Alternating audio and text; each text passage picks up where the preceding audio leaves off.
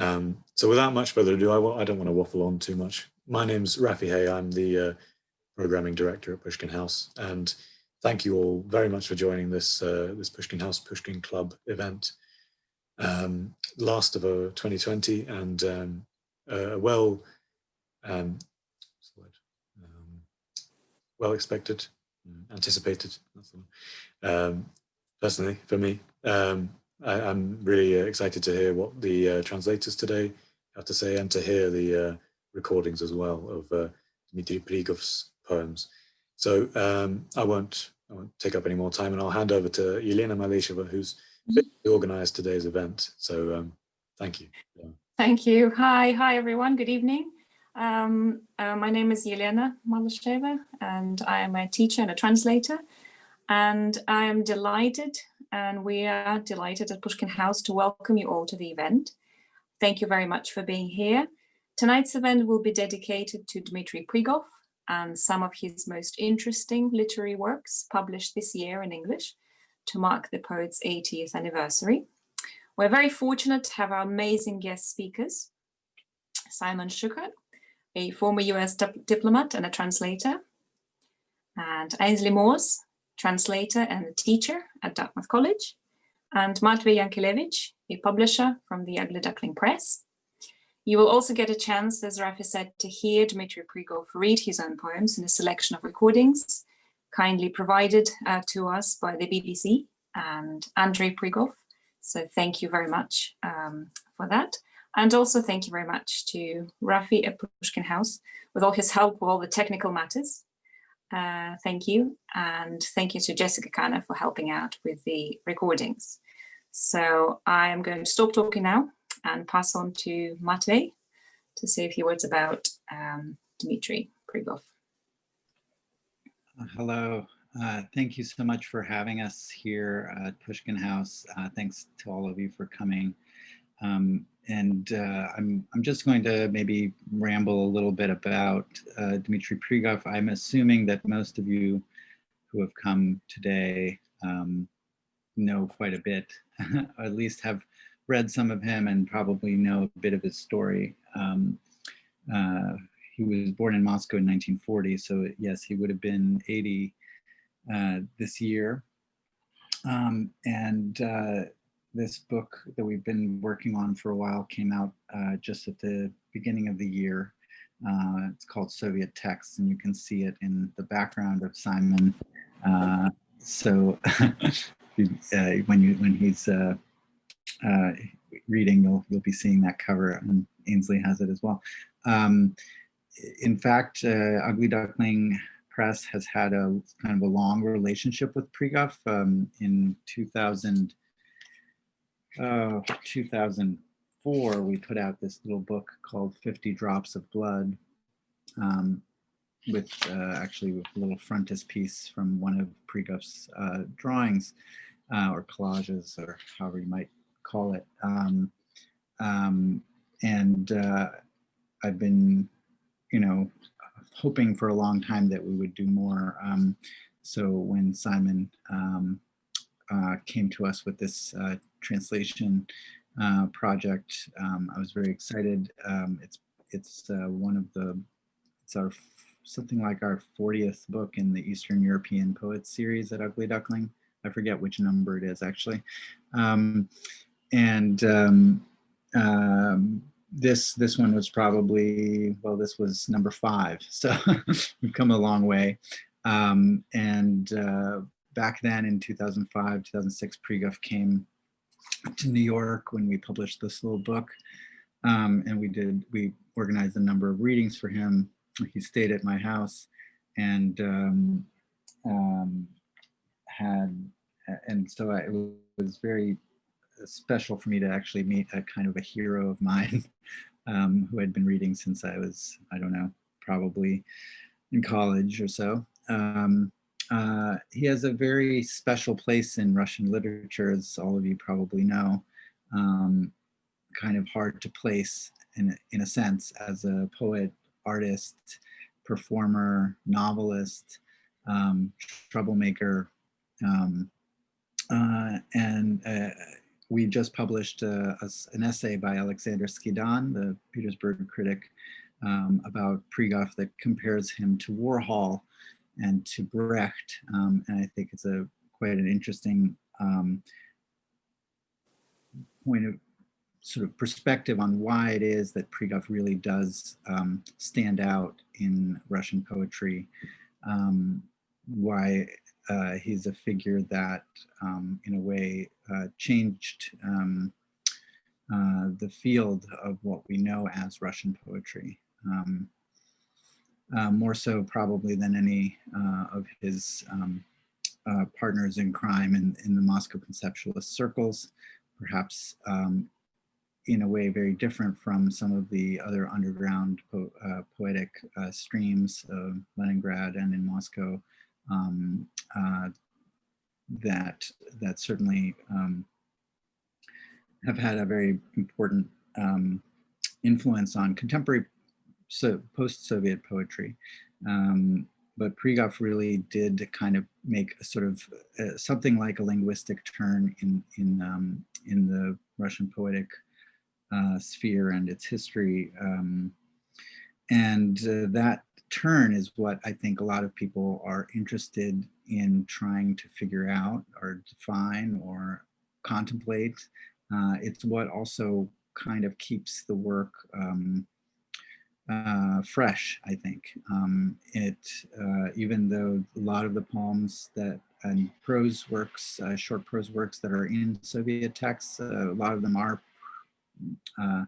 so from the Soviet period, and quite a number of them are post-Soviet and written in the 90s.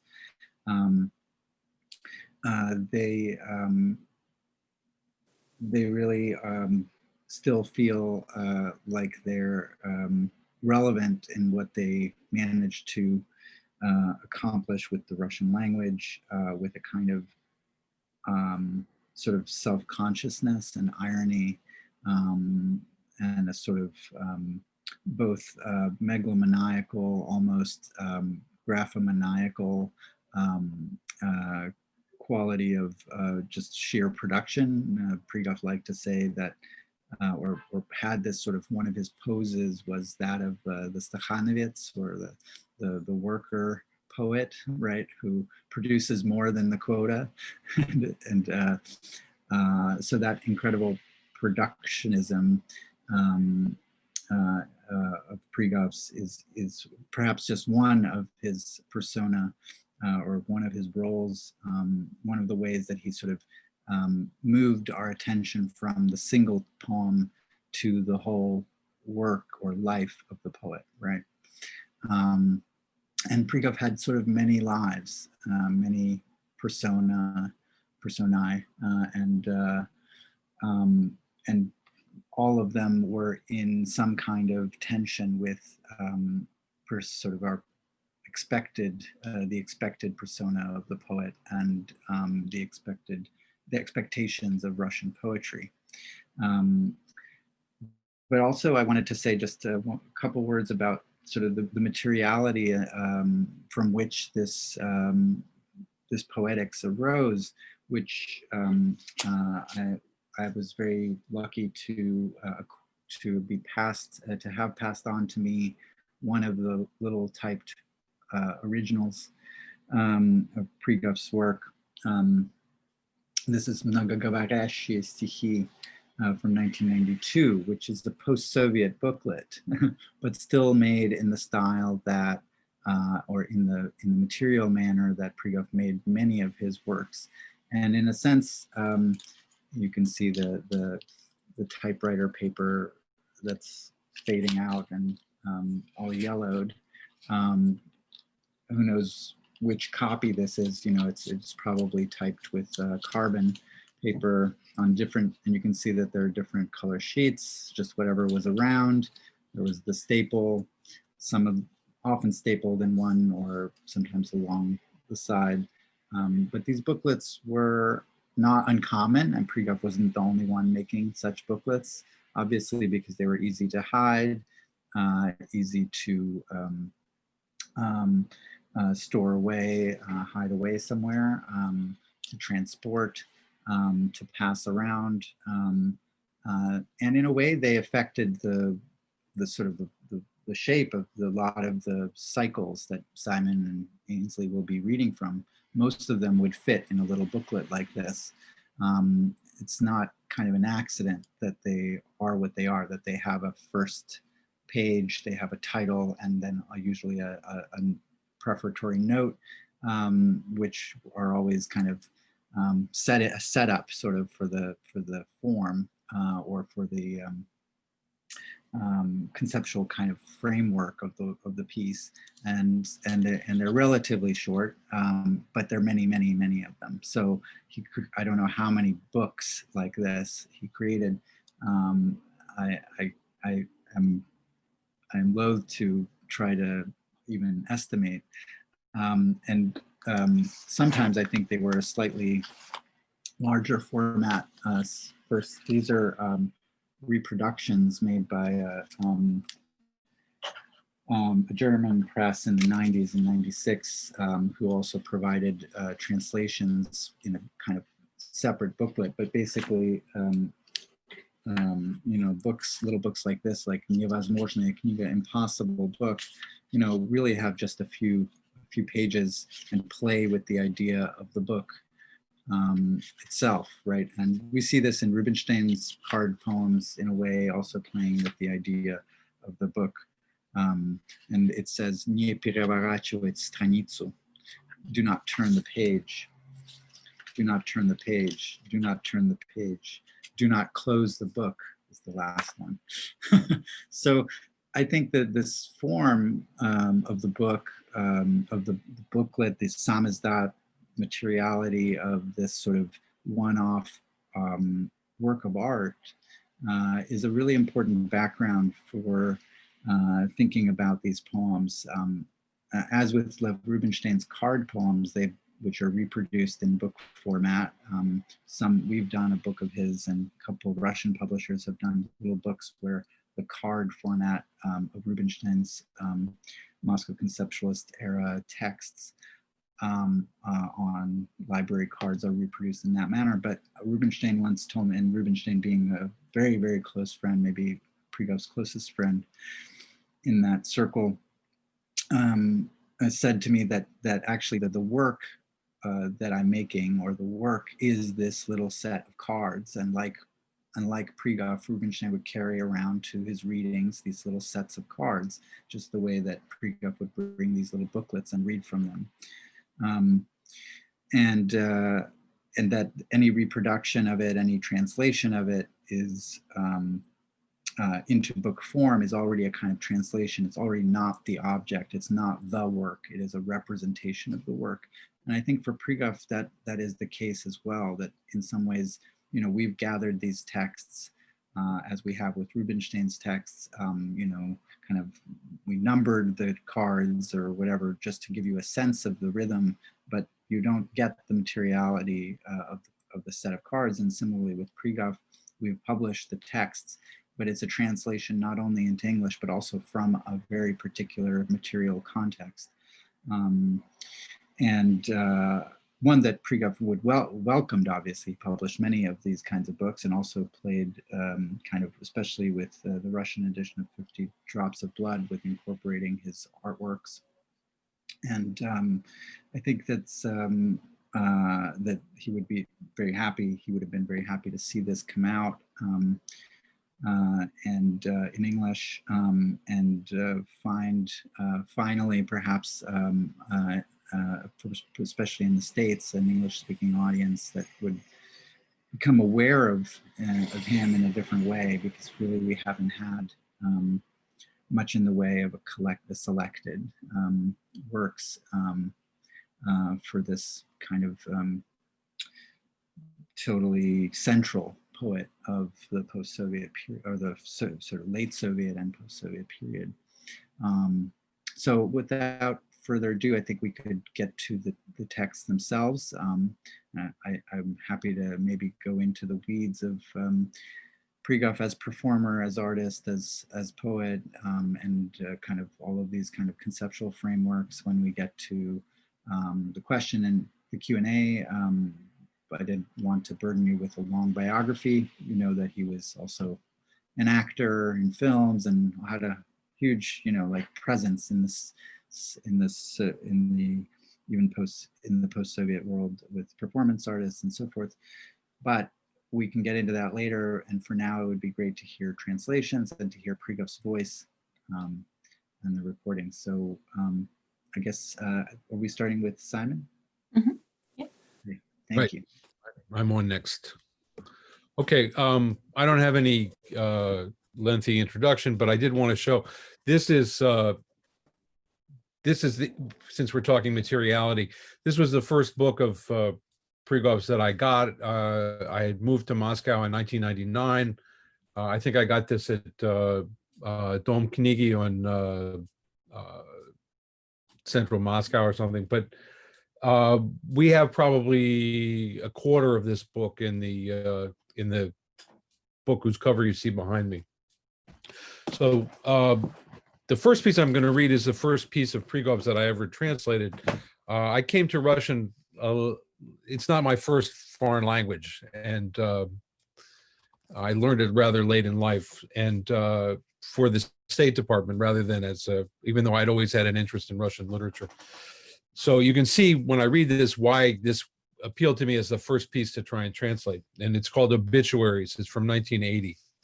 It is with deep regret that the Central Committee of the CPSU, the Supreme Soviet of the USSR, and the Soviet government report that on February 10th, January 29th, old style, of the year 1837, at the age of 38, as the result of a tragic duel, the life of the great Russian poet Alexander Sergeyevich Pushkin was cut short. Comrade A.S. Pushkin was always distinguished by his upstanding principles, his sense of responsibility, and his conscientious attitude towards himself and those around him. In all the posts to which he was sent, he displayed selfless dedication to his duties, military bravery and heroism, and the noble qualities of patriot, citizen, and poet. He will remain always in the hearts of his friends and relatives who knew him as a playboy, joker, womanizer, and mischief maker. The name Pushkin will live forever in the memory of the people as the leading light of Russian poetry. It is with deep regret that the Central Committee of the CPSU, the Supreme Soviet of the USSR, and the Soviet government report that on July 15th, 1841, the marvelous Russian poet Mikhail Yuryevich Lermontov died as the result of a duel. Comrade M.Y. Lermontov was always distinguished by his upstanding principles, his sense of responsibility, and his conscientious attitude towards himself and those around him. In all the posts to which he was sent, he displayed selfless dedication to his duties, military bravery and heroism, and the noble qualities of patriot, citizen, and poet. He will remain always in the hearts of his friends and relatives who knew him as a person of difficult and hot-tempered character, a dualist and visionary. The name Lermontov will live forever in the memory of the people as the dark genius of the era. It is with deep regret that the Central Committee of the CPSU, the Supreme Soviet of the USSR, and the Soviet government report that in the year 1881, the famous writer Fyodor Mikhailovich Dostoevsky departed from this life. Comrade F.M. Dostoevsky was always distinguished by his upstanding principles, his sense of responsibility, and his conscientious attitude towards himself and those around him. In all the posts to which he was sent, he displayed selfless dedication to his duties, military bravery and heroism, and the noble qualities of patriot, citizen, and poet. He will always remain in the hearts of his friends and relatives who knew him as a peevish and suspicious person, burdened with serious illnesses and the memory of his years spent in prison. The name Dostoevsky will live forever in the memory of the people as a seeker of God and a fideist. It is with deep regret that the Central Committee of the CPSU, the Supreme Soviet of the USSR, and the Soviet government report that Count Lev Nikolaevich Tolstoy is no more. Comrade L.N. Tolstoy was always distinguished by his upstanding principles, his sense of responsibility, and his conscientious attitude towards himself and those around him. In all the posts to which he was sent, he displayed selfless dedication to his duties, military bravery and heroism, and the noble qualities of patriot, citizen, and poet. He will always remain in the hearts of his friends and relatives who knew him as a big aristocrat, fascinated by the ideas of Buddhism, Tolstoyanism, and living the simple life. The name Tolstoy will live forever in the memory of the people as the mirror of the Russian Revolution. It is with deep regret that the Central Committee of the CPSU, the Supreme Soviet of the USSR, and the Soviet government report that in the year 1980, in the city of Moscow, in the 40th year of his life, Dmitri Alexandrovich Prigov continues to live.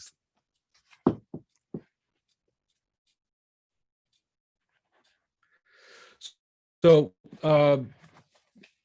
Prigov also would sort of unpack, or kind of in a form of translation as well, take the mythic presentation of different figures or different ideas in Soviet life and simplify them or make them clearer.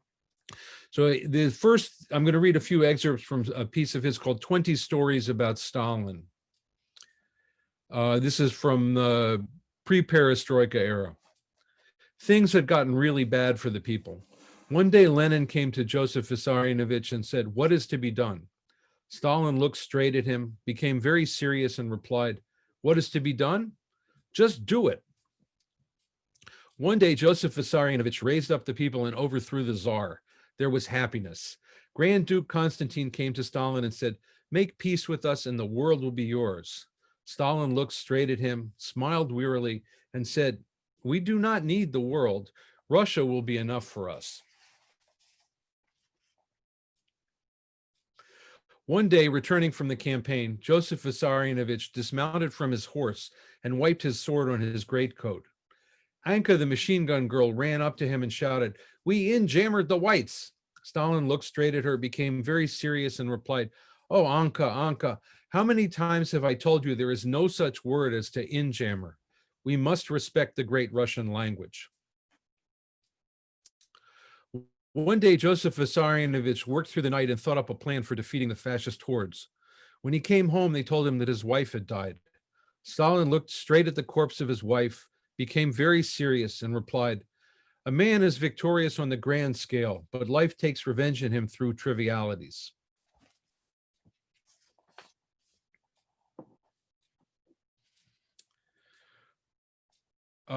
One day there was a meeting at the Supreme Soviet, both presidium and plenum at the same time. The deputies were sitting there along with famous people and heroes. And then Joseph Vissarionovich entered through the back door. Voroshilov came up to him and said, "All kinds of important tasks await us." Stalin looked straight at him, became very serious, and replied, "You're lucky. These tasks await you. I, meanwhile, have been awaiting one important task my entire life." So this is pre-perestroika, but he continued to have the same attitude. And so after 1985, he wrote 7 news stories about Stalin as the picture of Stalin had evolved. So I'll read some of those. Things had gotten really bad for the people. They started rioting. The Tsar summoned Stalin and said, "Get the people to go out on Senate Square." Stalin brought the people out, but the gendarmes were there. They started shooting and all the people were killed, more than 1 million. One day, Trotsky, Zinoviev, and Bukharin came to Stalin and said, "You're mistaken. Let's have a talk." Stalin grabbed a gun off his desk and shot them on the spot and ordered that the bodies be buried immediately. One day, Stalin came to see Lenin and Gorky. He saw that there was no one around and cut Lenin down, and he buried the body without being seen. He went back to Moscow and said, "Lenin is dead. He left everything to me." One day, Stalin's wife came to see him and said, "Why did you take all the money away from that poor woman? That's not right." Stalin grabbed a gun off his desk and shot her on the spot and ordered that the body be buried immediately. One day, Nikita Sergeyevich Khrushchev came to Stalin and said, "You're mistaken. Let's have a talk." Stalin grabbed a gun off his desk, but Khrushchev managed to shoot first and killed Stalin and ordered that the body be buried immediately. So that's what I have for my first set, and I'd like to turn things over to Ainsley at this point. Thank you, Simon. So we have, thanks to Pushkin House, we have a couple of recordings of Prigov reading some of his poems. So in the first little set of poems I'll be reading. A couple of them we have Prigov to give you the original, and I might read one or two others also in Russian, just especially the really famous ones, just to make everybody happy. But I did want to say the poems I'll be reading from, which is generally true of the poems in the book overall, are kind of early Prigov, so they date from the mid to late 70s to the early 80s. I think we get deeper into the 80s in the book, but the ones I'll read today are from this kind of classic period. So the first poem I'm going to read, I'm reading because we have Prigov reading it, and it's from a cycle called Complete and Final Victory, Полная окончательная победа. And for the few of you who, I think probably very few of you who might not be familiar with the geography around Moscow, the Oka is the river, the well-known river that flows near Moscow, and Kaluga is the region. Like I guess it's directly south of Moscow. Correct me, Muscovites. And so I'll start with that one, and then I'm going to read some selections from the very well-known cycle about the Militsioner, which we have translated partly because of Simon's fondness for Crazy Cat. Wait, did I say that right, Simon? Yes, okay. As officer. Right. And then I'll also read a couple from the cycle with the wonderful title "Terrorism with a Human Face" for this first section. So I guess let's start with Prigov. So this is the Течет красавица Ока. Течет красавица Ока среди красавицы Калуги, народ красавиц, ноги, руки под солнцем греет здесь с утра. Днем на работу он уходит к красавцу черному станку, а к вечеру опять приходит жить на красавицу Оку. И это может быть, и это есть, быть может, кстати, та красота, что через год или через два, но в результате всю землю красотой спасет. The BBC recordings are great because they have the audience reaction as well. So in our translation, on she flows, the beautiful Oka, amid the beautiful Kaluga. The beautiful people have been sunning their hands and feet here since the morning. In daytime off to work they go, to their beautiful black workstation, and in the evening come back again to the beautiful Oka to live. And this, by the way, may truly be that beauty which in a year, or maybe two, but in the end, will save with beauty all the world. So we have this famous Dostoevsky reference as well. So the next cycle I want to read from is called Apotheosis of the Officer. And I think Simon or Matvei, I wanted to read the opening dialogue. We have, as you will hear in some of the prose pieces that Simon is going to read for us further along, Prigov liked to preface his works. And so this is the acts as a sort of preface to this cycle about the officer. So which one of you wants to? I can Okay. go, but you'll be the first officer and I'll be the second. Yeah. So this advisory dialogue is between the first officer, Первый милиционер, and the second officer, Второй, right? Okay. So Simon, you can be first. So what's this is apotheosis? How to explain? It's kind of like getting an honor. An honor? Like getting epaulets? Well, no, not quite epaulets. Well, what then? Maybe a medal? No, not quite like a medal. Not really? Not really. So what is it then? Well, apotheosis, it's kind of like a certificate of appreciation. Aha, got it. Okay. And then the very famous opening poem for this cycle. I thought I would read this one in Russian. We don't have BBC recording. Когда здесь на посту стоит милиционер, ему до Внуково простор весь открывается. На западе восток глядит милиционер, и пустота за ними открывается. И центр, где стоит милиционер, взгляд на него отсюда открывается. Отсюда виден милиционер, с востока виден милиционер, из моря виден милиционер, из неба виден милиционер, из-под земли, да он и не скрывается. So, and then in our English, when here he stands, the officer on duty, as far as Vnukovo, vast expanses open to him, the officer looks out to the east and to the west, and behind them opens out the void. And the center where the officer stands, the view of him from everywhere is open. From everywhere, the officer can be seen. From the east, the officer can be seen. And from the south, the officer can be seen.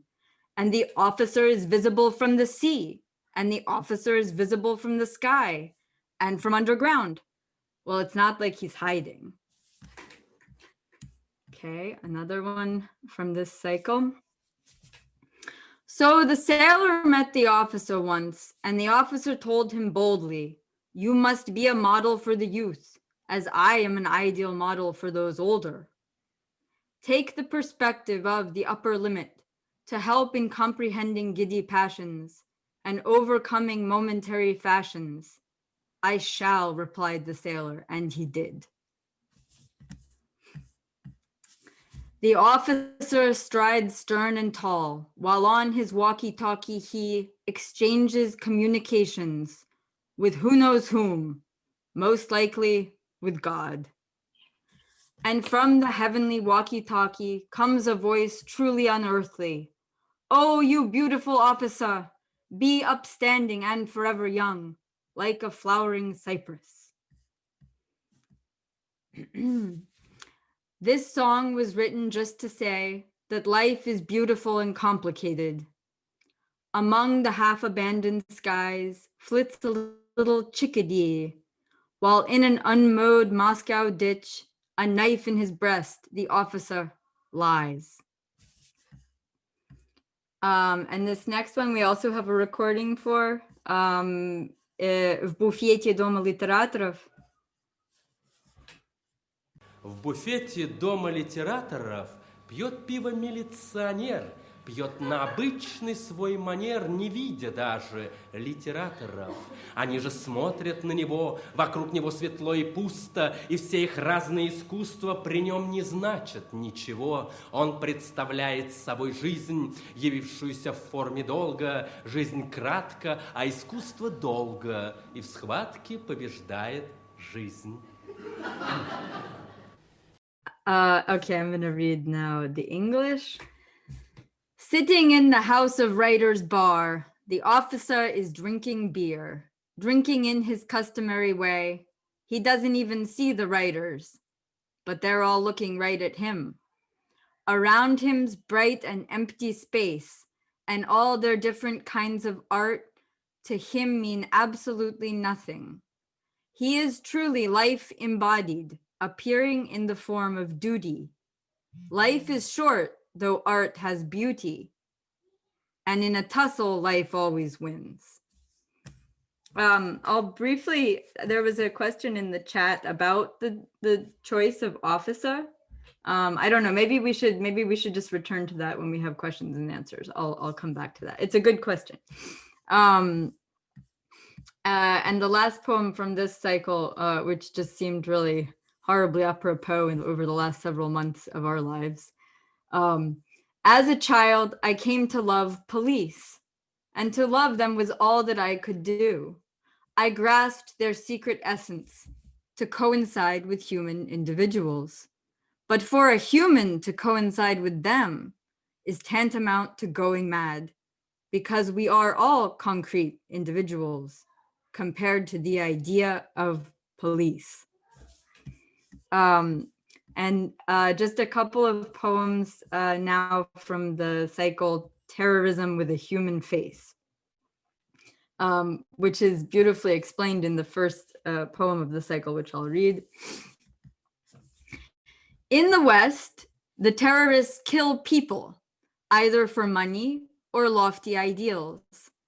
But here, if anyone even deigns to do that stuff, it's just out of resentment or good old-fashioned rancor. Not for money, not for martial glory. And that is terrorism with a human face. This next one is kind of in the greatest hits, so I'm going to read the Russian. Женщина в метро меня легнула. Ну, пихаться там, куда ни шло. Здесь же она явно перегнула палку, и все дело перешло в ранг «не нужно личных отношений». Я, естественно, в ответ легнул, ну и тут же попросил прощения. Просто я как личность выше был. A woman kicked me in the subway. Well, pushing and shoving, what can you do? But in this case, she obviously crossed the line, and the whole thing shifted into an unnecessarily personal interaction. Naturally, I kicked her back, but immediately begged her pardon, simply because I was a superior person. And one final poem from this cycle. The Americans have launched into space their super new outer space ship.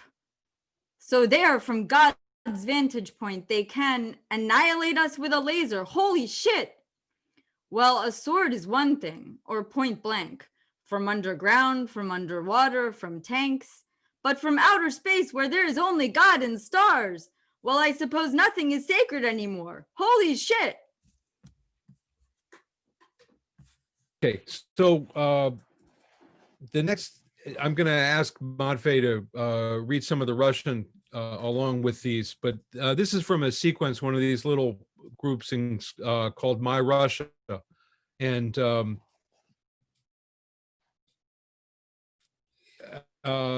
this is written actually while he was traveling outside of Russia in 1990, and but reacting to the news that was going on back in Russia.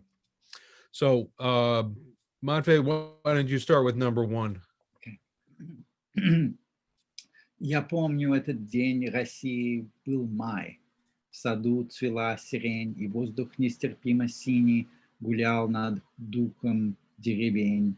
И к вечеру в полях невнятных и смутных мерцал далекий огонек, и я, как маленький зверек, пушистый, терялся в складках необъятных русско-советской действительности 1947 до 50-х годов. So I remember that day of Russia. It was May.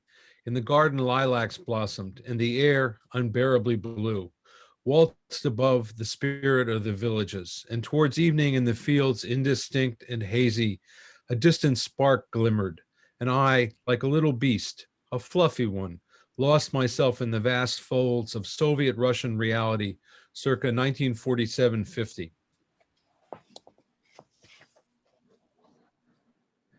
And so the next one, number 9, Когда слоны. Когда слоны иного мира, как черный дышащий нарзан, с какого гробового пира прокатятся, я, как Тарзан, рассеянный, спрошу немножечко рассеян, откуда, братцы, из России ли? Нет? The elephants of another world, like black bubbling Narzan water from some funereal banquet, come rolling by. I, like some disheveled Tarzan, will question them, somewhat disheveled. Where are you from, fellas? From Russia, maybe? No? Number 16. Number 16. Yeah. Я видел сон. Сначала было, ну, все как есть, а после умер или умерло, и все поплыло, все стало диким и безумным. что представлялось чистой манией. И я припомнил задней силой, ведь засыпал-то я в Германии, а вот проснулся я в России. Я себя безумной силой заставил заново в Германии проснуться. Пока.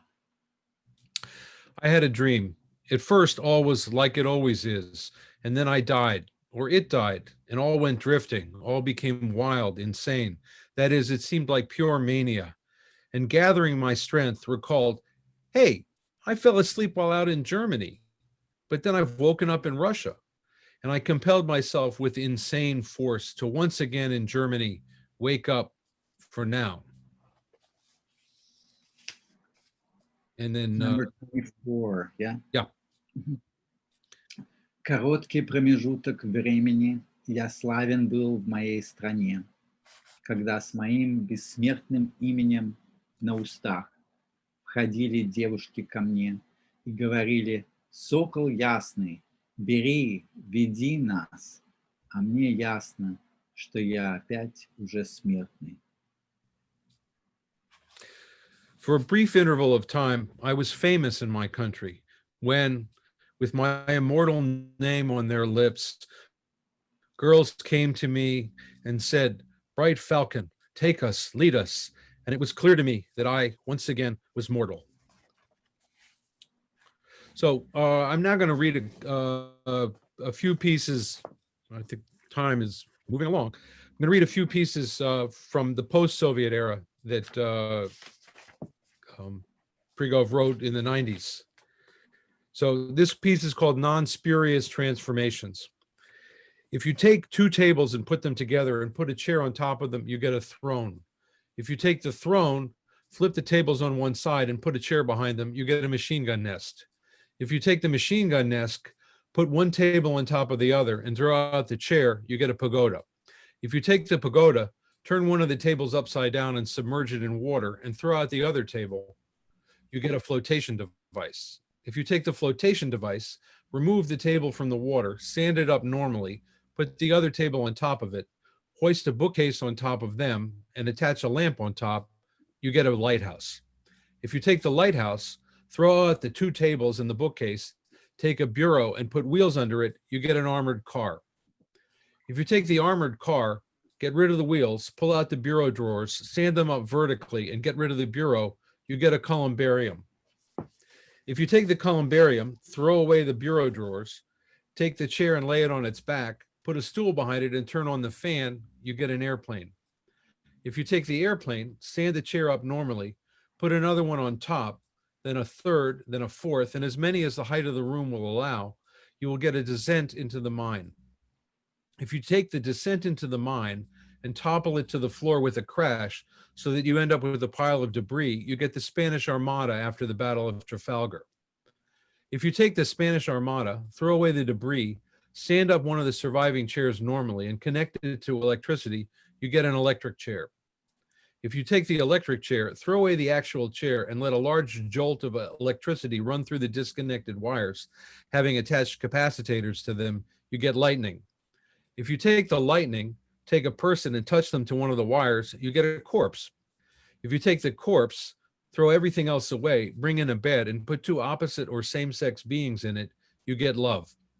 If you take love, get rid of the bed, attach wings to the back of the beings, you get angels. If you take the angels, get rid of the beings and substantially whittle down the wings, you get spirit.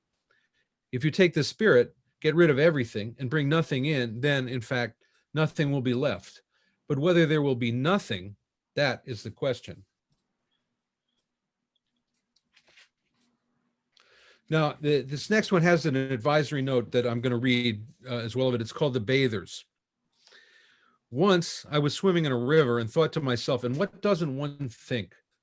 So who's next to me now? And indeed, over the years, over the centuries, not millennia, of course, this water is not primordial. It's not the water of life. Who else has gone in, come out of, and bathed in it, in this water? It could really be anyone at all.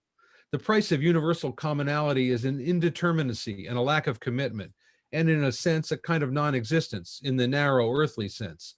but in private upper echelon, including even the heavenly upper echelons, bodies of water, well, not necessarily of water, bodies of whatever, the users can be, if not counted on one hand, then at least identified within certain circles. In certain milieu, the bathers can be identified by a kind of exceptional sense of belonging, involvement, or affinity. And defining the affinity of this milieu and the bathers constitutes a special, specific little buzz for us, which does not obligate anyone else whatsoever to come to any conclusions or decisions. I would like to note that the aforementioned milieu and the categories to which the bathers can be associated does not at all exhaust the plenitude of such relations in the world, but we nevertheless believe that the critical mass of these examples and studies is sufficient to serve as a methodological or even ideological basis for this perception of the structurally complex and intricately interconnected world, as well as for further research and appropriations, should anyone desire to undertake such. Who bathes in gold? Those who bathe in gold are the rich, Americans, czars, Arabs, Jews, misers, gold miners, visionaries, and villains. Those who bathe in gold are simply called the gold bathers. Who bathes in silver? Those who bathe in silver are the desert dwellers, the people of the moonlight, thieves, mystics, Tibetans, night owls like myself, cats, chamois deer, Cappadocians, and those born internally. He who bathes in silver is often called the seer of reflected light. Who bathes in water? Those who bathe in water are fish, sailors, virgins, smooth-skinned neurotics, Greeks, rats, killers, children with Down syndrome, mermaids, all manner of no-see-ums, and certain government figures. He who bathes in water is called simply a bather. Who is bathed in the glow? Those who bathe in the glow are the heroes basking in the glow of glory, bastards in the glow of greed, children in beams of love, brides in the glow of conquest and submission, misanthropes with their heavy glowering, and in the glow of their common experience, firemen, locksmith, milkmen, doormen, nurses, and students. He who is bathed in the glow is inevitably called the one who surrenders his body to the flow. Next, naturally, comes the question, and who is bathed in shit? Almost everyone bathes in shit, but especially sewage pipe cleaners, teachers, artists, proctologists, fibbers, honest politicians, compassionate women, and cavalrymen. He who bathes in shit naturally is called, well, he's called various things. Who bathes or wallows in himself? Those who bathe or wallow in themselves are the sick, the healthy, the half-sick, the ratted-on, the defeated, Russians and people who like Russian literature, Nietzsche, Dostoevsky, schoolgirls, girls from the factory school, Hechiziasts, and the man who tried to remove his own appendix. He who wallows in himself is called a self-wallower. Who doesn't wallow in anything at all? Those who don't wallow in anything are weightlifters, cooks, ancient Germans, monks, merchants of the Second Guild, the homeless, football players, Chapayevites, and contemporaries of Simeon of Polotsk. Those who don't wallow in anything are in fact not called anything. Who is awash in nothing? Those who bathe in the nothing are negative theologians, Indians, alcoholics, certain mathematicians, absolute aphasics, babies, meteorologists, chess players, and demolition experts. He who bathes in nothing is wildly named absolved. Who is awash in everything? Those bathed in the all are everyone, but not in their individuality, rather gathered together into enormous hypercommunal bodies. Those overlapping communal, religious, and natural bodies themselves bathing in the force fields they themselves generate.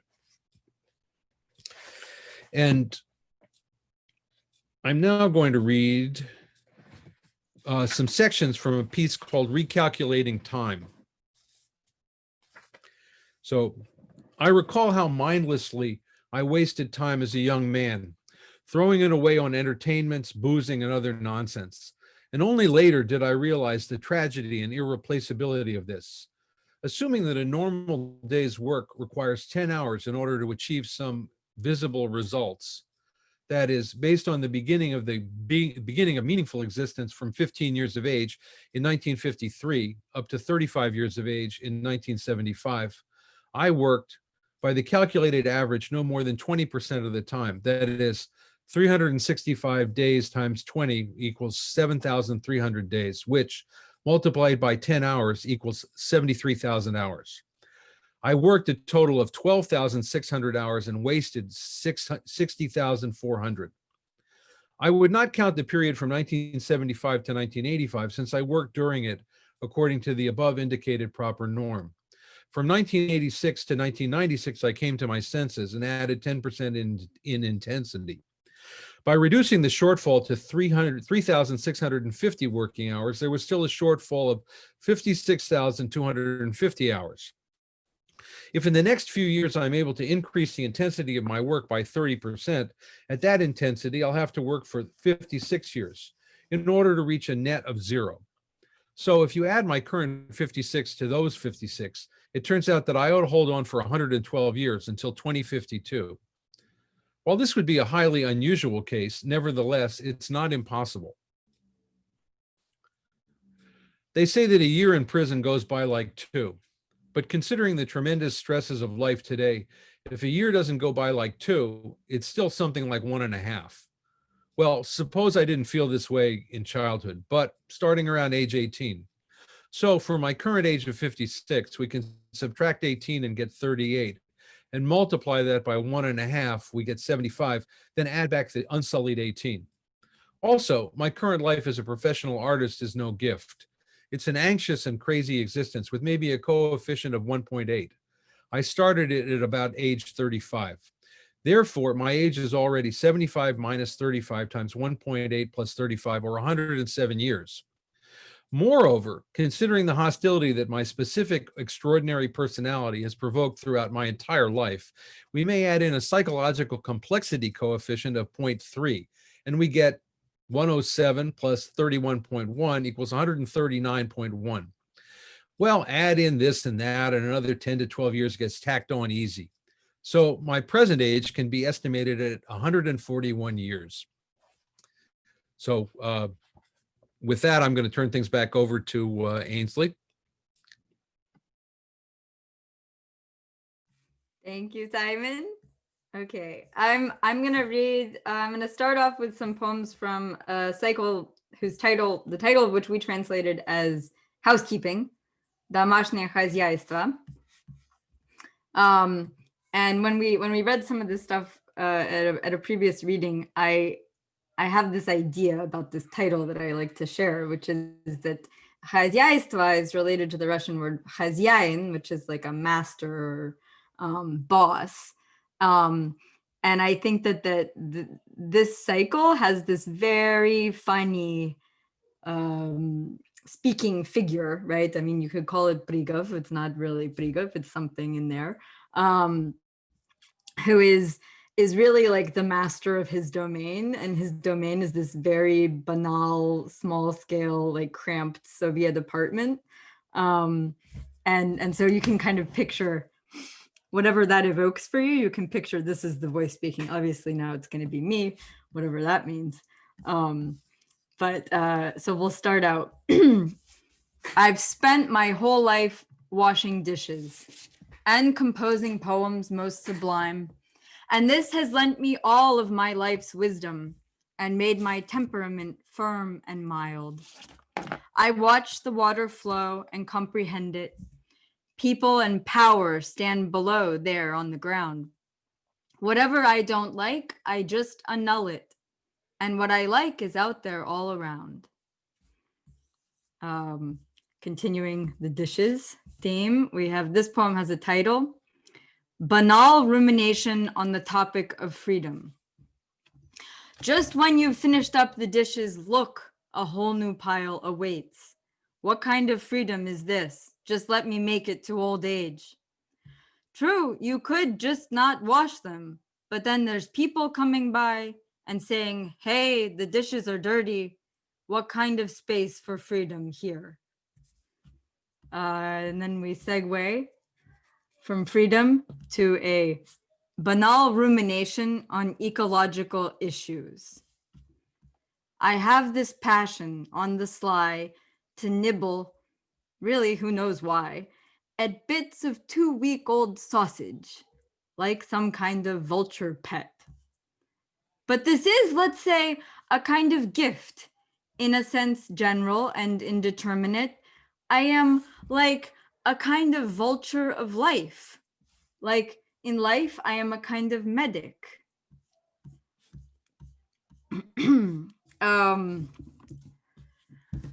I scored some chuck strips in the meat store today and packed them with care to stay safe on the way. Went out from the counter, not even discreet, just lugging a huge chunk of black market meat. There lurched out a filthy, decrepit old hag. The chunk was enormous. It could only be dragged. Well, it'd be one thing if she worked at the store. Okay, then it's fair. She can take a bit more. But she was just random, and plus she was ugly. While me, I'm a poet, the pride of Russia, that's me. I spent half the day standing here among strangers, but happiness lives with these fucking malingerers. This is a very Soviet poem. There's the topic of standing in line, waiting for various food products continues. Those bastards kicked me, damn it. Out of line, toot sweet. I was waiting to get grapes, thinking I'd have a little treat. Nasty women fell upon me, said I hadn't been in line. Well, I hadn't for the whole time, but I'd sure spent some time nearby. This next one is such a classic, I'm going to read the Russian. Веник сломан, не форычит, нечем помня подметать. А уж как ядрена мать, как бывало подметал я. Там бывало подмету, все светло кругом, а ныне сломано все, не форычит, жить не хочется. The broom is broken, won't do its job. Nothing for me to sweep the floors. But once, gee willikers, how I once used to sweep. Then, the way I used to sweep, brightness would reign over all, but now everything's broken, won't do its job. I don't want to live. I'll fry a little cutlet, cook up a little broth, and put it down to rest a bit while I open up the window out to the courtyard and jump right in the sky and fly and fly and fly and then come back and eat some if I want to. I'm a little bit dead tired, probably because I'm tired. I lived my life most tirelessly, but now for some reason I'm tired. Is this why I finally got tired? Or am I just tired of this? And after that, they sing those songs like, in this country, we never get tired. Another Soviet reference, direct, if not indirect. I'm going to read a couple of poems from the cycle Moscow and the Muscovites. So Prigov did live in Moscow his whole life, Belyaeva.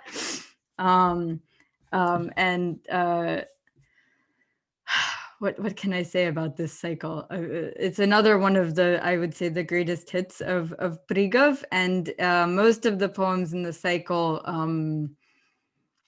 circle around the literally circular centrality of Moscow to the idea of Russia, to the idea of Russian culture, and so on. And you have again this kind of armchair philosopher voice that you have probably been noticing in a lot of what we have been reading. Armchair theological philosopher. What Moscow is, that's what makes her Moscow. What strikes the stranger unto death and strikes him so very terribly that he's left no other choice to stay so struck until death comes or come over to join us, the Muscovites. And this one, probably my favorite. 'Twould be better just not to live in Moscow at all, but just to know that somewhere she exists, surrounded by high walls, high and distant dreams, and gazes looking at the whole wide world. They fly out and confirm their own existence, and that asserts their own existence, and that generates their own existence in a willing heart. And that there's what it means to live in Moscow.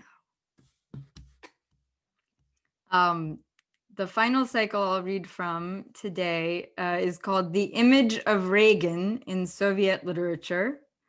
It dates to the early years of Reagan's tenure. A couple of these poems were getting posted on the internet around the recent presidential election in the United States because they seem so apropos. So I'll read a few of those. But first, again, Simon, do you want to read the advisory dialogue with me? Advisory conversation? You can choose. You can be the officer or Reagan.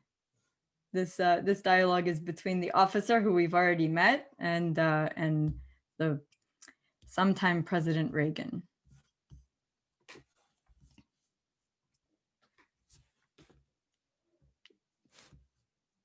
Simon, we can't hear you. No, I'll do Reagan. So, Okay.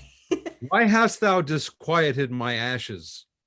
Because we want to offer an evaluation. That is the work of God, not man.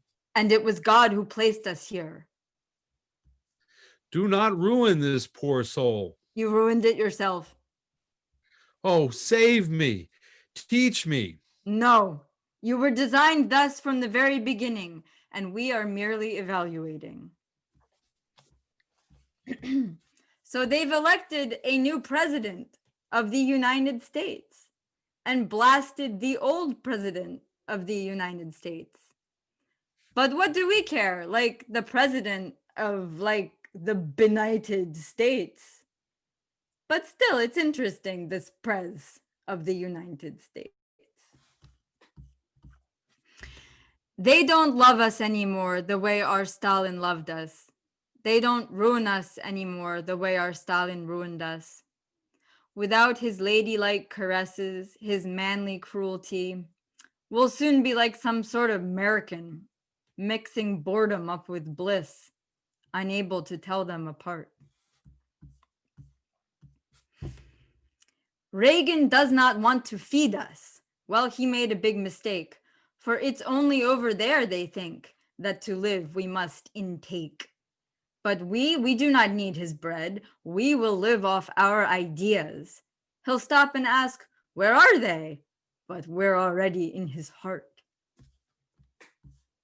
And this next poem, the last that I plan to read, we have a recording of Prigov. It's, I don't remember how it is. Let's see. Rafi, you have it? Sorry, let me find the... Reagan не хочет свои трубы.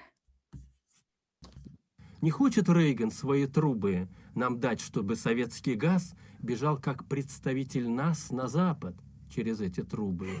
Ну что ж, пусть эта ниточка порвется, но в сути он непобедим, как жизнь, как свет, как песня. К ним он сам без этих труб прорвется, наш газ.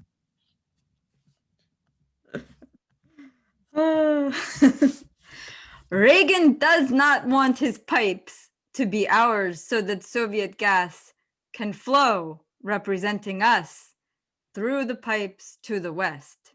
Well, this little thread will break, but in essence, it's undefeated.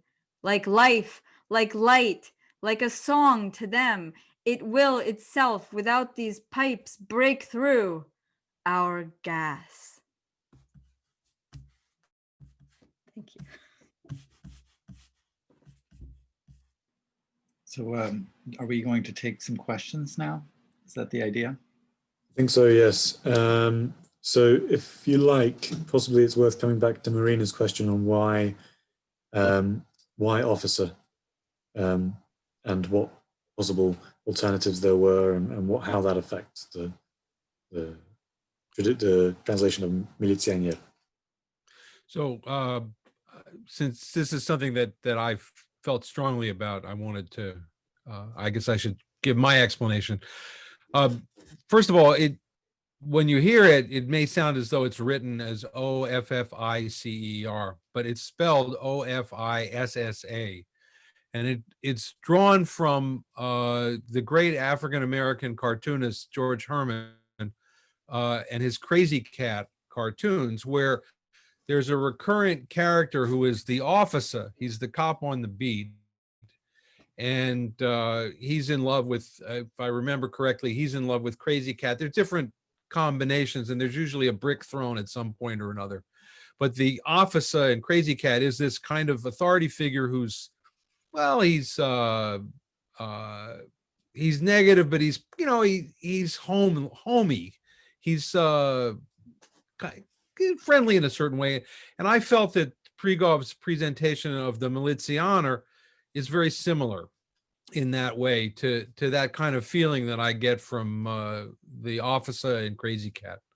So that is the reason why we have it. Obviously, if you say officer in the sense of a military officer as opposed to a militiaman, which would be two direct translations of different words, they'd have a different meaning. But the officer is not, I think someone else translated it as policeman, Pliceman, which gets some of it, but not, I feel the officer, obviously, I feel that does it better. So anyway, that's my explanation. I think it's interesting that as a choice, because it has a cultural specificity within the English language context, and it sounds like speech. You know, it sounds like colloquial speech. So the problem with policeman, it's an approximation of how people say policeman, which is sort of like what Prigov is getting at, but he's also getting at something more like this familiarity that Simon is talking about, right? And also a certain kind of street or colloquial vibe. So that's an important, I mean, I think I'd never thought of office. I've translated some of Prigov's poetry and always thought, well, I guess the only thing I can do is policeman. But that, you know, also, of course, the Russian context, it's militsioner, which has to do with militia. You can't, but for us, it's really the cop, right? So I think that's I remember thinking at one point that if I had been British or something, right, you might maybe could do something with copper, but that's not American at all. Like, I mean, that wouldn't seem natural to me. And it's funny that from my understanding, most of the slangier expressions for the police in English are more directly negative in American English, which maybe reflects some reality of American policing. And militaire is not, it's slangy, but it's not, it's neutral. And as a character, it's a deliberately extremely ambiguous figure, right? I mean, sort of godlike, he's got God's ear, he's authority, he's the state, right? But he's also kind of supposed to be appealing. So it's incredibly, it has flummoxed many translators before us, and will probably continue to do so. Yeah, I was going to say that it is quite culturally American, the kind of officer, but and policeman might work, you know, if it was a British person translating. But are there any other parts of the translation where you found that you were putting in a kind of cultural context that was translating to your kind of culture? Well, I think all of it is trying to bring over what I could feel of the Russian context and the Russian culture into something that would make sense to an American audience in as immediate a manner as possible. I'm not sure I can think offhand of a specifically. Well, there in the Reagan sequence, there's a thing about the American president wants another term, whereas the Russian dissident, he doesn't even want the term that he's got now. because he's got a because the word in Russian carries over to both the prison sentence and being elected in office for another round. And that sort of in America, it's a school term rather than although you can be sentenced to a term in prison in English too. So that was a little harder to pull over. I don't know what the British version of that would have been if there was a different one. I can say that Prigov, as a poet and as an artist, really, I mean, you know, this kind of universal artist that he was, for me, is so rooted in his context, and so I translate a lot of poetry from different periods, and I think especially when I work with maybe more contemporary poetry, I do feel usually pretty free to seek equivalents, cultural equivalents included, and I feel like with Prigov, that just came up very rarely for me, because when you're translating a poem that has everything to do with standing in line at a very specifically Soviet shop or something, there's nothing to refer to, right? In an American context, in a British context, like there's just no experience like that to draw on. I think Marina has a question. Yeah, let's call on her. We've got quite a lot of great questions coming in, so let's So hi everyone. Well, thank you for translations. They were really interesting. But in this particular one, if you don't mind, how I understood it, because Prigov was brought up in this sort of state full of security, and in one of his poemgrams, you know, graphic representation of his poem, he has got a circle in the shape of the radar target. And the title is that the state is watching us every time, every minute, knows where you are.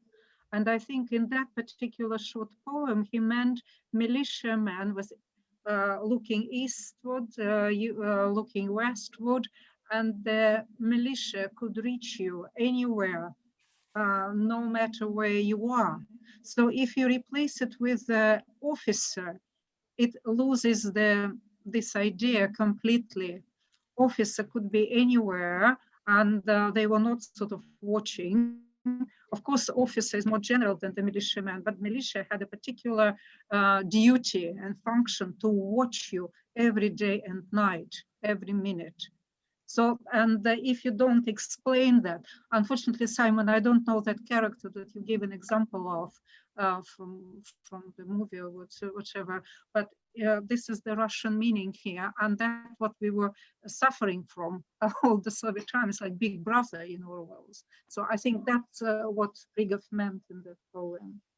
Well, it's certainly true that there's an enormous amount of Soviet culture and Soviet history and so on. And I would note that we have 16 or 18 pages of notes in the back of the book in small type, So, and I'm sure that we did not annotate everything that needs annotation for the American or British reader.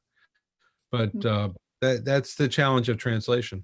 Yeah, I think that the search for a good word to translate militsioner, it really has as much to do with creating a character, right? This is a cycle that has this central character that has this great symbolic meaning for Prigov, and that meaning is definitely informed by what you are talking about, by the idea of a all-seeing eye of the state.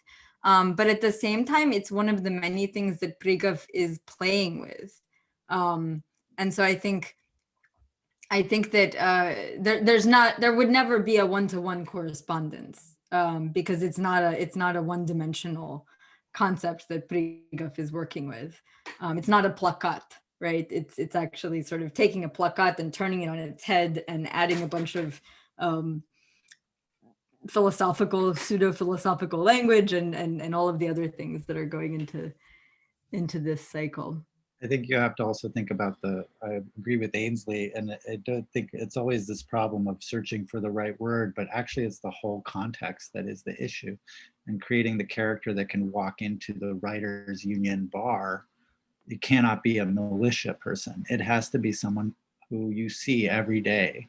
Like, and so in the English language, that kind of, it's not it's not a specific role. It's a very everyday role, someone you can sort of salt of the earth kind of, right? And that's sort of that move that happens in housekeeping also, where you have the guy who's washing the dishes, but he's also like the ruler of his kingdom and also a philosopher and yet also and suicidal about his broom breaking, you know?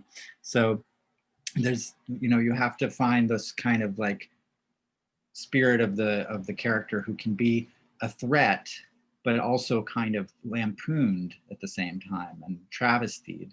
And so this high-low keeps changing, right? And I think that's where comic strips or comedy, right, is very important. And the comic strip Crazy Cat is, you know, an old classic. So it's like, on one hand, like a 20th century classic. I don't think it's really that we are referring to that as like for an American audience, that's the important, like that an American audience would say, oh, they're talking about Crazy Cat. It's just that it creates the feeling of familiarity with this character. So, and it has a lot to do with what's around that word, not just the choice of the word.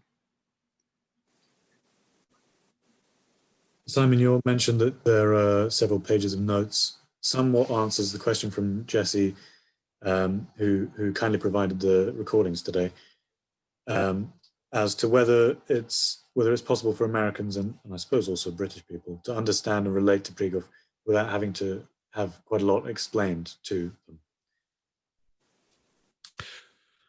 Well, a lot of the notes consist of there'll be a name mentioned, and it'll identify who that person is, and so on. And in one sense, the actual person, the specificity of the person, isn't the main point of what Prigov is doing in using that name.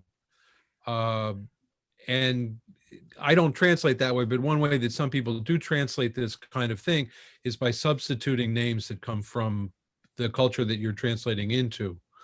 But I think we felt it would be better to stick with the name, and you know that this is an artist or this is a political figure or something of that sort, or that it's a physical place somewhere, and then you can pull back and if you want to find out, you can check from the bottom.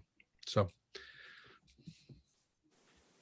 and I see. I'll read a couple of these comments that have come in. So Stephen says that if Edwin Morgan as a Glaswegian had translated Prigov, he might have used Paulis, which kind of resonates in the same sort of sense as a word used colloquially to refer to the police. And Richard Shaw says that the energy, rhythm, and sound of his works seem very important, even in real life as well, as when he, as a complete beginner in Russian, met Prigov for the first time, asked him, "Как дела? How are things?" Prigov replied at once, "Это моё дело, that's my business." And the conversation ended. And Marina also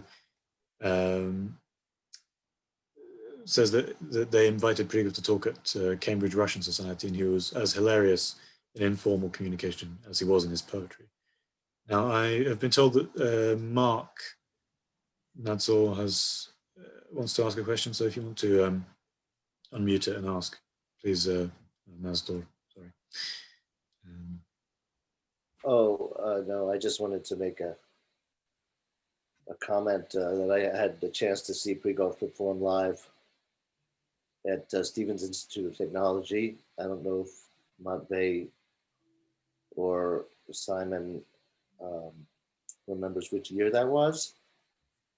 Ed Foster brought him to... I was probably out of the country at the time, but... Yeah, you were. All I remember is that he was being carried around the theater by a muscle man, and Prigov was wearing diapers.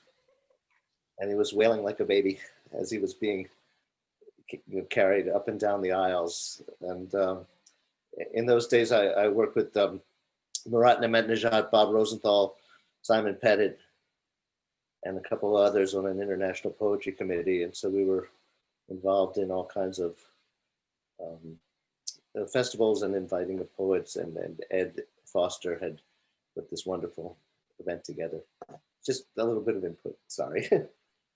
That's actually leads into. I wanted to, Yeah. sorry. To ask. I just wanted, sorry, go ahead. No, please go ahead. No, it was about actually how whether he Prigov came often to the West and how he was received here.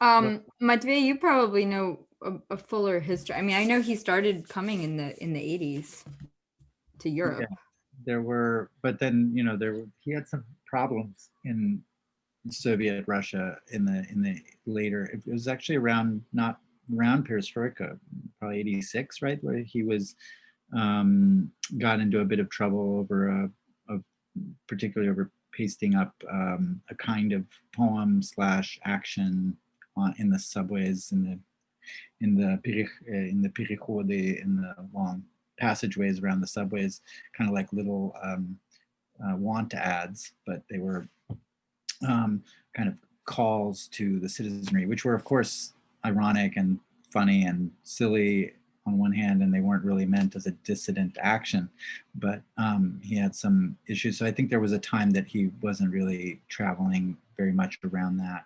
But in the 90s, he started traveling to Germany, particularly. Of course, he had a connection to London through his wife, who lived there on and off. But his artwork was shown much more in continental Europe. And really, his trips to the States were mostly to universities to give readings. We had him at Wesleyan in '95, and I know that he did a whole bunch of these kinds of little tours throughout the 90s and early 2000s, and traveled to also Japan, other places. So he was a kind of an international figure. I think that's also kind of interesting in terms of like what culture do you translate Prigov into? Because Prigov is actually working with global culture. So, you have a lot of Soviet names, but you have a lot, like one of the first pieces in the book lists many, many world figures who have lived and died during Prigov's lifetime, right? The piece Under Me, right? So, there's everyone from like famous soccer players to global leaders, and it's a list that his generation would be familiar with in the States just as much as in Russia, with maybe some emphases that are a little different because of the Soviet context. But basically, it's a global culture, and I think that's also what Prigov isn't just thinking about Soviet ideology and how to turn it on its head. I think he's thinking much wider in terms of like basically like a geopolitics of the Cold War, right? So it's not necessarily something you can just choose like, oh well, it's not really just a local phenomenon, Prigov, that then you would translate into some kind of local phenomenon or local dialect or something like that in English, right? So just that's something that maybe background for that.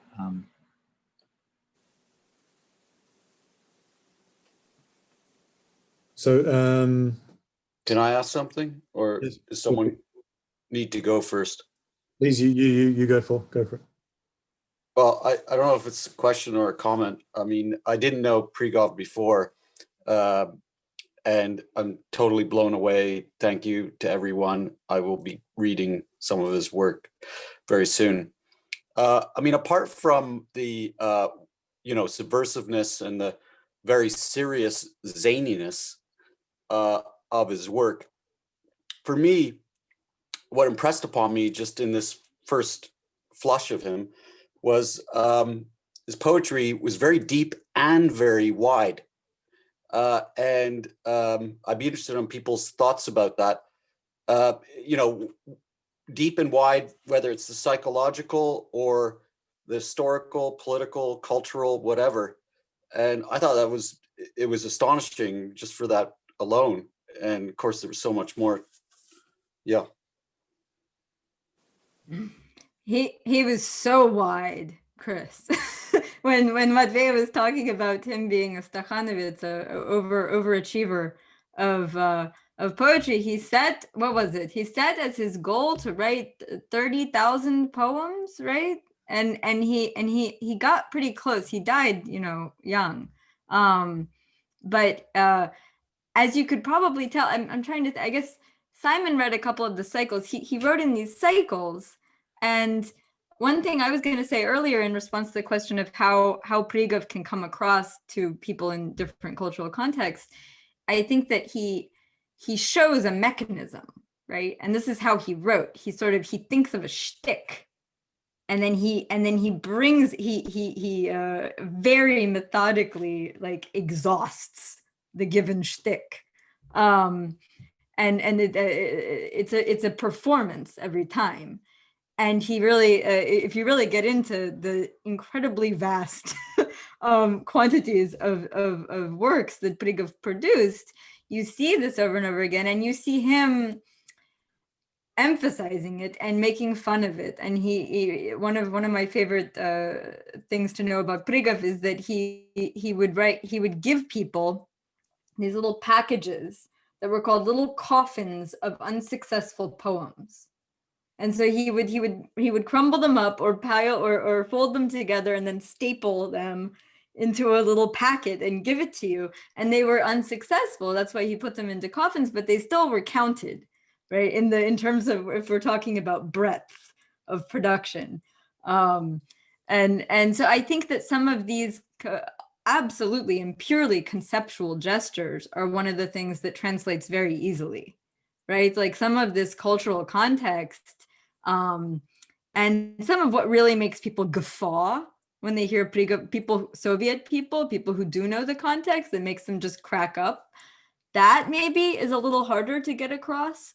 But I think that Prigov as a conceptual artist comes across very clearly. And then we try very hard to get some of that contextual humor across as well.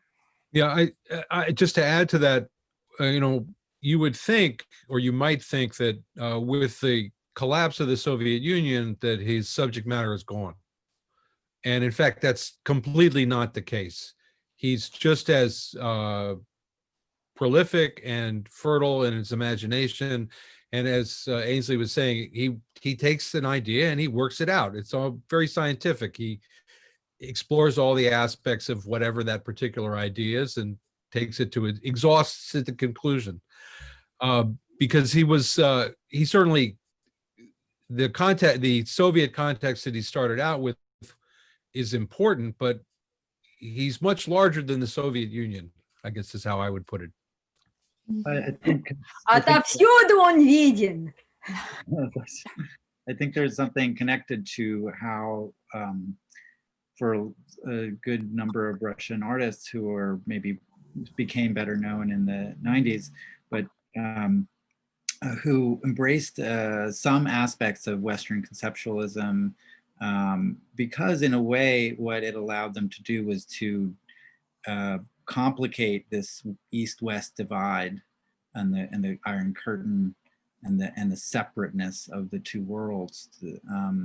And in some way it was a really prescient understanding of what would come, that actually the Soviet space was not a local space, that actually it was that it was possible to break down this sort of and this has to do with Russian poetry too. We think of Russian poetry as that which is so rooted in its language that it's untranslatable, right? Because it's so sonorous and so forth, and so reliant on Russian language. And that's our sort of romantic, and maybe with a capital R philosophically, our notion of the connection of language and nation, right?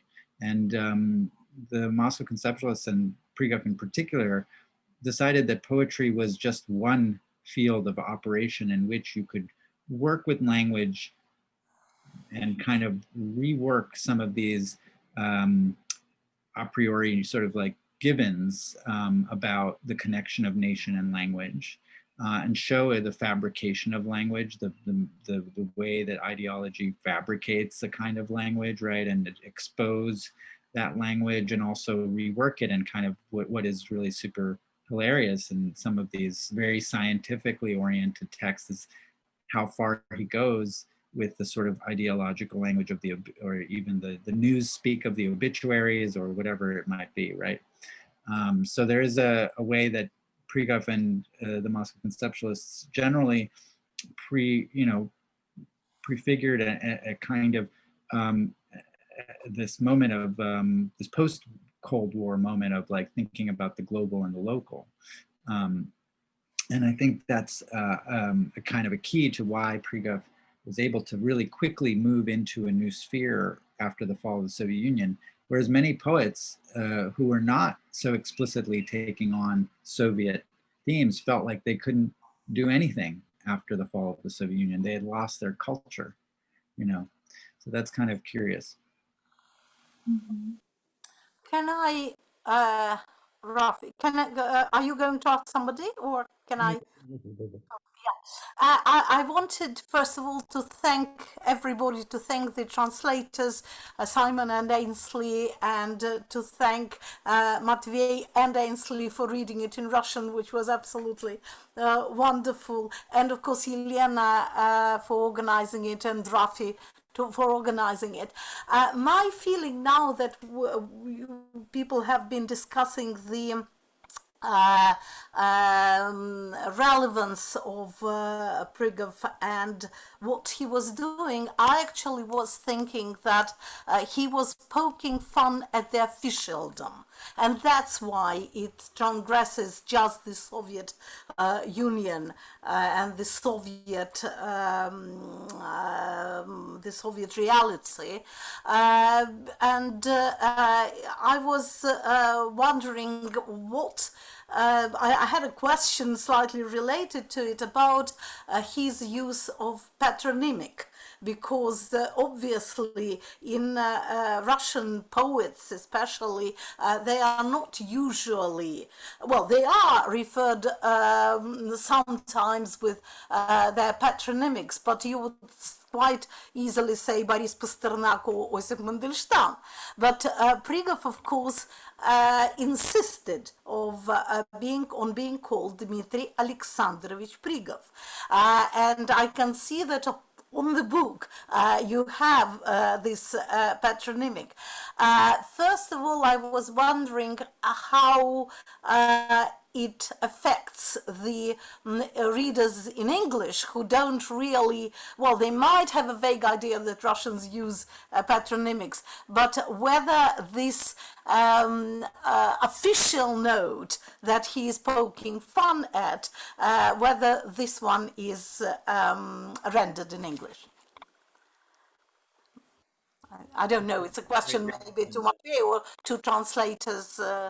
It's a great question. I mean, I don't know if Ainsley and Simon have an answer, but I think that's one of the things that you kind of have to talk about and contextualize. And as with any language, right, and any kind of, you know, if you don't know French, what are all these different, you know, who's a mademoiselle and who's a what, and you know, so in you know, giving, we want to, of course, Prigov insisted on that name. You're correct, and it was partly a kind of insistence on formality and a kind of parody, and also there's a lot wrapped up in that, right? And Soviet officialdom as well, the always in the two initials for any name, right? Not just one. I think it's just something that, you know, I think something mentioned in the anecdotes about his life and about his particularities that I think we might have something about that in the intro.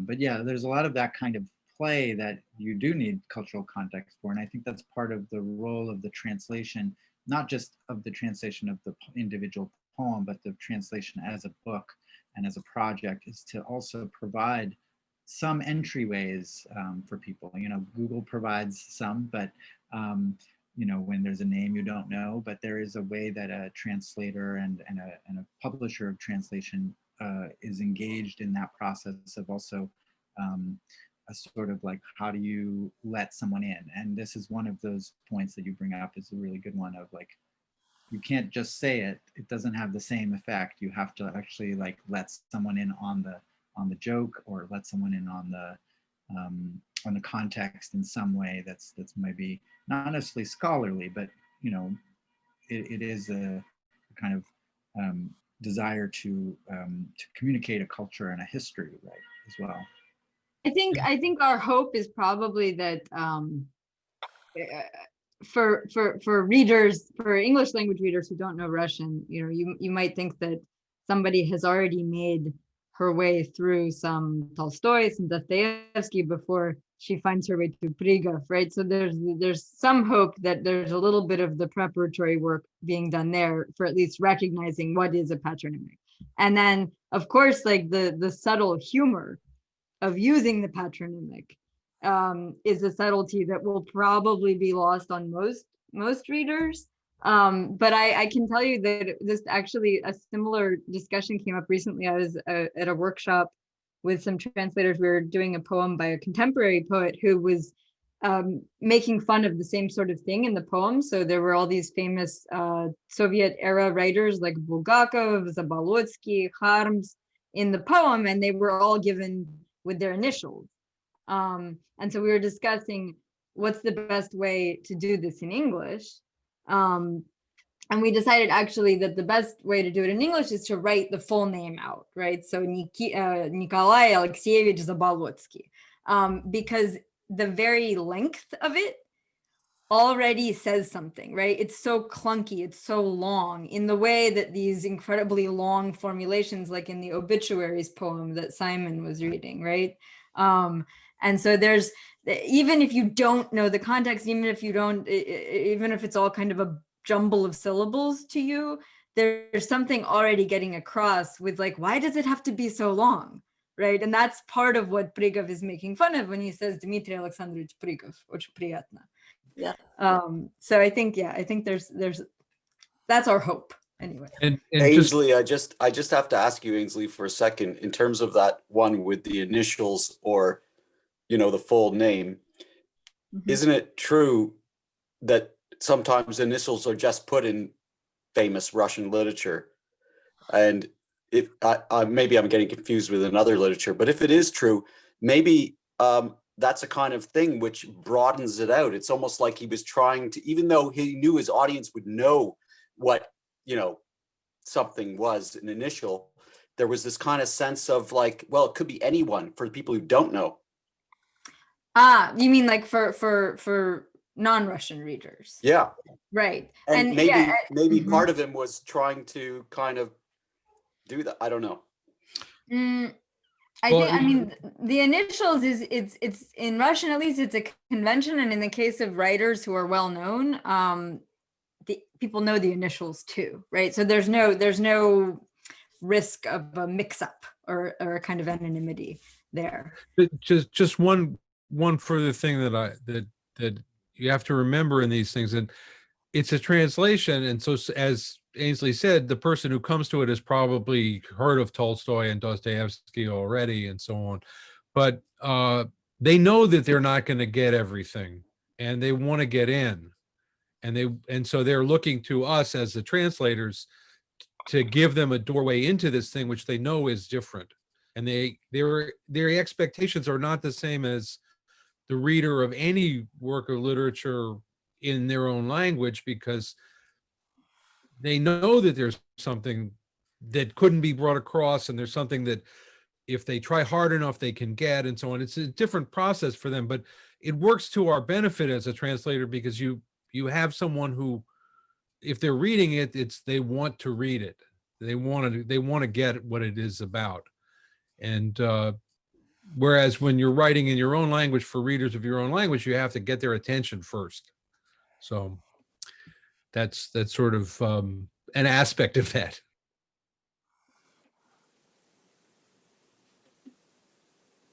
There was a question in the text of like, can you think of an American poet who, because I mentioned, you know, this essay about Warhol and Brecht and Prigov, which are big names. But Simon or Ainsley, I mean, I think that there are strains that are not totally dissimilar in American poetry, but probably not in the most well-known American poetry. I don't know if you had thoughts about that. You mentioned, I think, Ron Padgett at some point. Definitely Padgett is someone who has things in common. I didn't mention him in the introduction, but David Anton has some things in common. Charles Bernstein has there are aspects of Charles's writing which are similar to or comparable to Prigov. He's not, in fact, I can't remember the name of the author, but there is actually an academic study that takes some of the Moscow conceptualists and also some of the Petersburg writers and compares them to the language poets in the United States and talks about the ways in which these are different responses to similar problematics, or they're similar responses to different problematics, and so on. I definitely would say that there's a poem of Ron Padgett's that's a sonnet.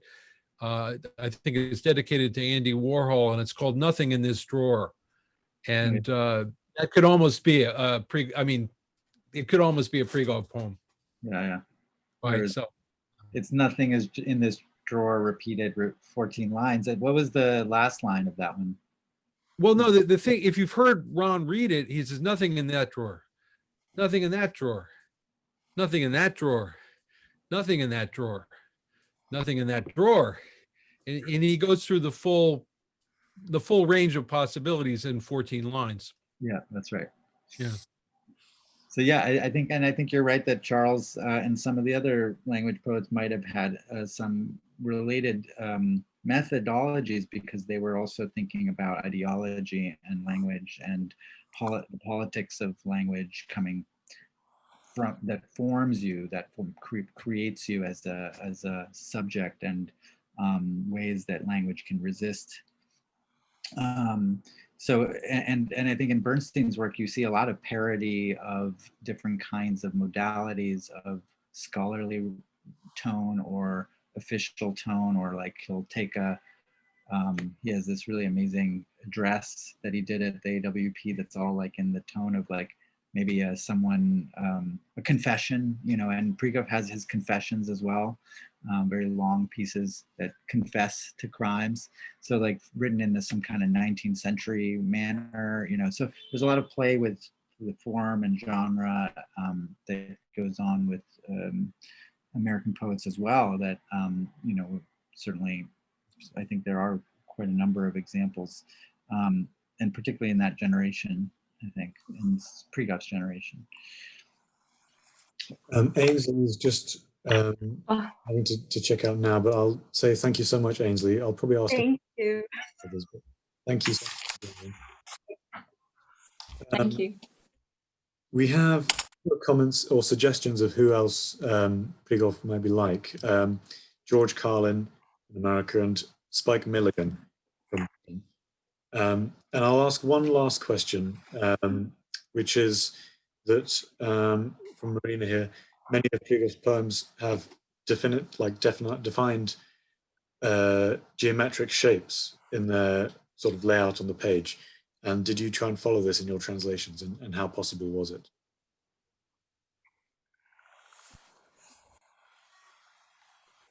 We don't have any of the purely graphic works that are concrete poems in the collection. We have tried to keep the same stanza formulation and that kind of structure that there was. I mean, Prigov's work it's so varied and so enormous that there's room for somebody to just do the concrete poems. There's room for someone to do the alphabets. That are things that aren't represented in our collection, but that are equally interesting. I think I've been thinking for a long time about how you could do some of his more physically oriented concrete, or similar to concrete books, even like the one I showed you in the beginning, which is just kind of a one, it really needs to be an object you flip through that has a few pages and an ending, and is working inside that materiality. So there are a number of poems I've seen of his that are shaped and really kind of amazing poem objects, which where things are cut out and laid on top of each other. I saw at the Zimmerli collection that has a few of those pieces. So yeah, there's a wide variety that some of it comes closer to the visual arts, which of course then there's the visual arts. But as far as what we could call text that could be translated, some of them really rely on shape, like you're saying, or on where things are on the page, all of that. So it's complicated, and I've been sort of slowly thinking with other people about how that might be developed. Or the sound poems, like the alphabets, they're so sound oriented and performance oriented. So those in themselves also would need a certain, maybe different kind of book or different kind of treatment. So yeah, it's a vast body of work. I mean, the visual art, if you haven't seen it, is its own vast body, and video art and as well, video and performance. It's a huge body of work that's really now, with a number of exhibits in the last few years, I think being finally pulled together and shown more widely, which is really exciting. It's a chapter in, I think, in Soviet and post-Soviet history that we're still working through. Someone has noted to me in a private chat that we should point out to people, if they like this and they'd like to get the book, how they can purchase it, which I will turn that over to Matvei to tell you where it can be gotten. I don't know if it's available at the Pushkin House store yet or not, or the UK distribution, but I don't think Matvei can answer all of that. Yeah, Matvei. Yeah, I would just say you can certainly, we do distribute to the UK with most of our titles through a small distributor called In-Press Books that works with a lot of the independent bookstores you probably are familiar with in the UK. So you can always order it from a bookstore, from Pushkin House probably, from many independent booksellers who would be able to get it for you.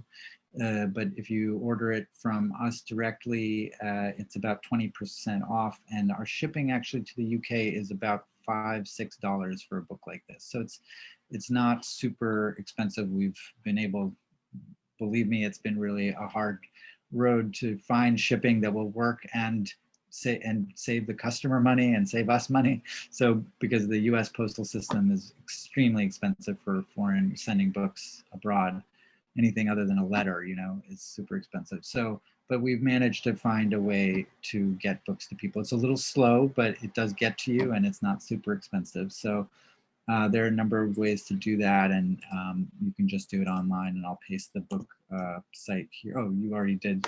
Yeah, I believe there was an offer that we had, and I think I'll just extend it. If you look on that page, you can order that book with the Soviet texts, with the essay that I mentioned by Alexander Skidan about Prigov for, I think, an extra $5. So you get both books pretty cheap. And I think I can paste that in here actually. Matvei, while you're there, or maybe Simon, in terms of publishing, you mentioned an earlier book that Ugly Duckling did. Is that all within the new book, or? No, that is an older translation by Chris Madison, and we're talking to Prigov's estate about reissuing it because it's out of print. I'm going to paste in the deal on both books here so that you can, you can buy them together if you want, I believe. So yeah, the 50 Drops of Blood also has a lot of artworks that are related to it. So we're trying to do an edition that honors that way that Prigov had. I don't remember how many drawings, but quite a number of drawings and a longer preface. So we're trying to re-edition the book in the right way, if we can, with Prigov's heirs. So that will come out, I hope, next year, if not, or the year after. It's a little bit slow, but and then maybe someday a compendium of his concrete and visual poems, hopefully. Yeah. Great. Well, Matvei and Simon, thank you both so much. And our thanks to Ainsley, who's just left. Been an absolutely fascinating discussion. I also have heard of Prigov and probably have read one or two of his things, but I've never really been au fait with his work. So it's been great as a kind of primer and a showcase of his best. So thank you both all very much. Thank you to you for having us. Thank you for letting us have this opportunity. Thank you very much. Thank you all. Thank you, Liana, for arranging this, and for Masha as well for arranging the push this year. It's just left for me to say thank you to our participants and visitors who've asked brilliant questions and have supported us with their donations. So I'll see you all hopefully again in 2021. So from us here at Pushkin House, Merry Christmas and have a Happy New Year. And thank you. Thank you very much, everybody. Thank you. Thank you. Thank you all. Thank you. All right.